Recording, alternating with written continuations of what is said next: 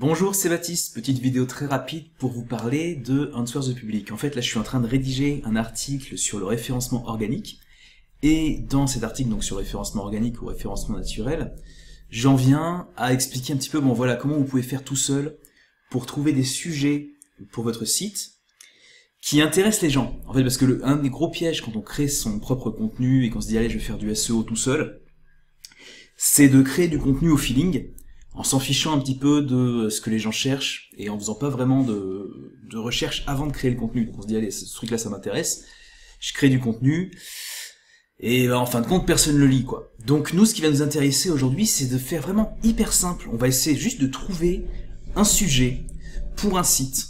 Ok, donc là on va se dire qu'on est une entreprise de sous-location et on cherche à publier un petit peu de contenu, on sait pas trop quoi publier. Et du coup on se dit bon bah voilà, qu'est-ce que les gens cherchent sur internet et comment est-ce que je peux faire du contenu qui va répondre à ce que les gens cherchent en fait, parce que finalement c'est ça qu'il faut faire, vraiment à l'essentiel c'est ça.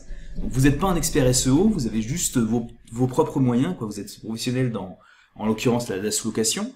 Qu'est-ce que vous faites? Bon, vous pouvez aller sur ce site-là, Answer the Public. Alors Answer the Public, c'est un site qui va vous permettre d'avoir plein d'idées, de générer plein d'idées d'articles sur certains sujets.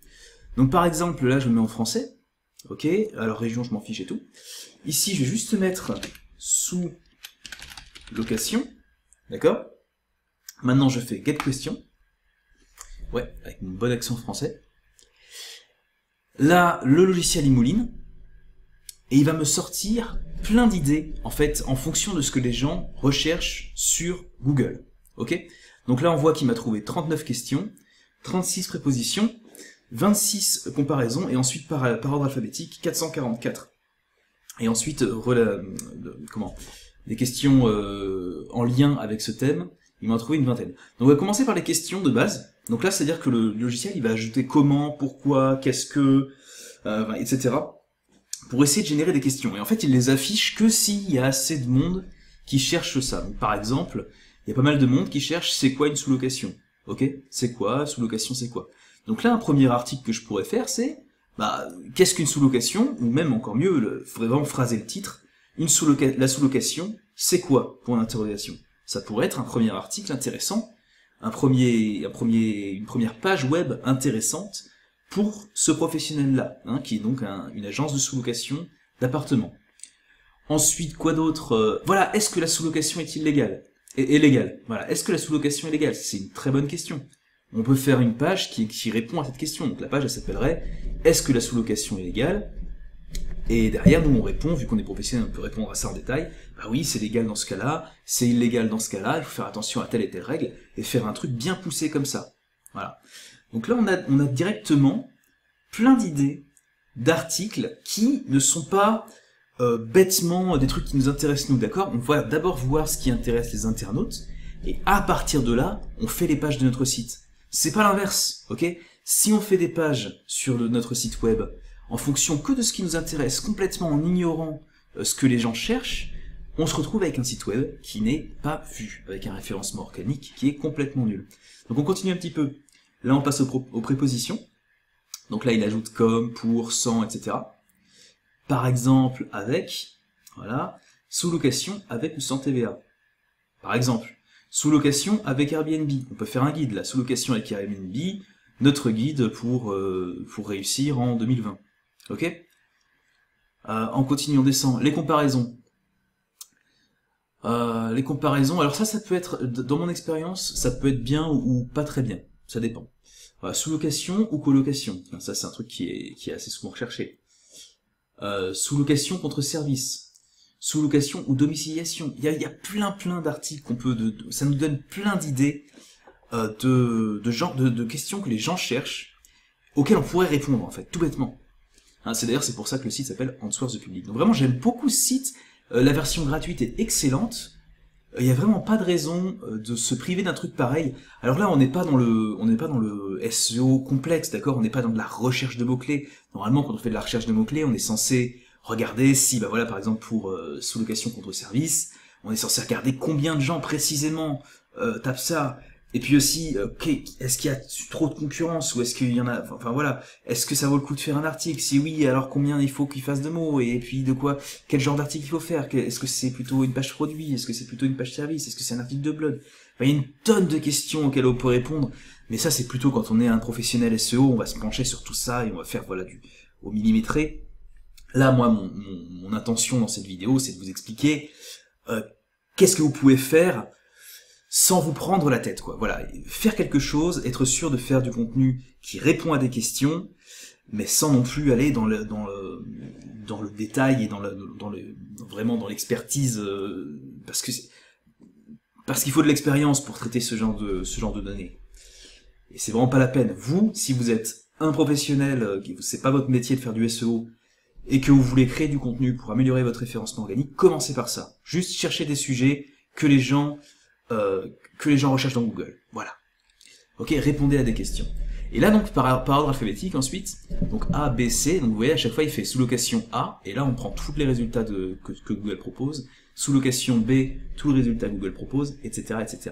Donc là, pareil, on a une tonne de sujets potentiels, sous-location commerciale, sous-location de cuisine professionnelle, voilà, sous-location de cuisine professionnelle, est-ce un bon plan, sous-location et colocation, comment faire pour réussir à sous-louer dans cette configuration-là. La sous-location courte durée, est-ce une bonne idée pour vos vacances, pour vos prochaines vacances? Tu vois, juste en lisant ces trucs-là, on a déjà plein d'idées d'articles qui viennent en tête. Alors on va descendre encore un petit peu pour regarder le dernier point. Le dernier point, c'était les questions liées à cette question en fait. Donc c'est-à-dire que vous savez quand on tape un truc, tout en bas, il y a les questions reliées à cette recherche quand on tape un truc dans Google. Donc là c'est un petit peu ça, c'est ça qui est affiché ici. Donc sous-location droit suisse, tiens ça c'est intéressant. Sous-location Marseille, Bordeaux, Lille, bah là bien sûr c'est plein de villes. Sous-location en anglais, tiens, si on amusant. Sous-location Montréal, sous-location professionnelle, hein, voilà, sous-location de définition, tout bêtement, sous-location d'appartement. Et donc là, si j'ai un mot-clé qui m'intéresse ici et que je veux creuser, voir s'il y a un petit peu des questions plus précises, par exemple sous-location professionnelle, je me demande, ce que je vais faire, c'est que je vais le prendre, je vais le copier, je vais remonter tout en haut, et on va creuser un petit peu dans ce côté-là. Alors on va simplement faire New Search ici, voilà, hop, et on commence, on fait une nouvelle recherche en français. Cette fois-ci, je vais mettre sous-location professionnelle. Vous voyez voir. Normalement, quand on commence, il devrait y avoir beaucoup moins de résultats, là. Parce qu'on a un mot-clé qui est beaucoup plus précis. Tout à l'heure, sous-location, c'était très large. Ici, on a un mot-clé qui est beaucoup plus précis, sous-location professionnelle. Voilà, on a une seule question. C'est souvent le cas quand on essaye. Voilà, comment faire de la sous-location professionnelle? Bah, pourquoi pas? Voilà, pourquoi pas répondre à ça, du coup? Hein? Tout bêtement. Bon, en général, sur ce logiciel-là, ce qui est sûr, c'est qu'il vaut mieux commencer par des mots-clés larges. Voilà, on n'essaie pas de faire un truc trop précis. Regardons les propositions, ce qu'ils nous ont de prépositions. Sous-location professionnelle d'un bail commercial. Sous-location de bureau Paris, sous-location de bureau, d'accord. Dans les comparaisons sous-location professionnelle et assurance, ah ouais, pas bête, on pourrait faire un article qui traite, une page qui traite de ce qui se passe au niveau des assurances quand on fait une sous-location professionnelle. Et là, ici, par ordre alphabétique, c'est très intéressant, donc sous-location professionnelle Airbnb, assurance obligatoire, hein, voilà, ça peut être un article très intéressant, très pointu techniquement aussi. Sous-location bureau, sous-location contrat, voilà, qu'est-ce qu'on peut faire à ce niveau-là? Bon bref, on a plein d'idées de contenu qu'on peut faire comme ça, grâce à cet outil-là, donc qui s'appelle Answer the Public. C'est pas une vidéo sponsorisée ou quoi, bien que j'ai vu que je viens de voir là qu'ils ont voilà, un truc d'affiliation, un programme d'affiliation ou quoi. C'est pas vraiment pour leur faire de la pub, c'est plutôt juste pour vous donner à vous, qui êtes actuellement en train de vous demander comment améliorer la visibilité de votre site, pour vous donner un outil, quoi, déjà, voilà. Pour augmenter la visibilité de votre site, il faut faire du contenu, et il faut faire du contenu dont les gens s'en foutent pas. Donc, le mieux c'est de commencer par rechercher des sujets, et ensuite les traiter. Voilà, il faut rester simple. Ok? Bon voilà, ça va pour cette vidéo, on est presque à 10 minutes d'enregistrement, donc je vous laisse là. Si vous avez des questions, n'hésitez pas à passer sur mon site, hein. De toute façon vous avez le lien dans la description vers mon site. Je propose des services de SEO, et plein d'autres trucs pour aider les gens justement avec leur site web. Je travaille la plupart du temps avec des petites entreprises, et je travaille la plupart du temps aussi sur la plateforme WordPress. Si vous avez des questions, n'hésitez pas. Je suis rarement sur YouTube, j'utilise très peu YouTube.